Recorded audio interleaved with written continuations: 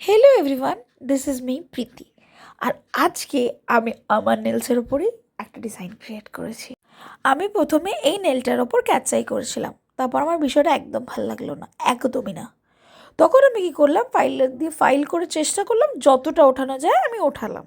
তারপর আমারই করা একটা ডিজাইনকে চেষ্টা করলাম নিজের আঙুলের ওপর পোর্ট্রে করার। আমাকে রেজাল্টটা দেখে জানিও যে তোমাদের কেমন লাগলো আর কতটা আমি পারফেক্ট করতে পেরেছি।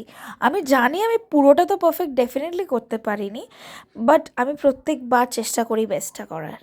আর একটা কথা বলবো, যারা ট্রাই করছো বা ভাবছো করবে বা হোয়াট এভার, কালার কম্বিনেশনটা না খুব ইম্পর্টেন্ট, খুব ইম্পর্টেন্ট। তাই চেষ্টা করবে যাই ডিজাইনই করো না কেন কালার কম্বিনেশনটাকে মাথায় রাখার।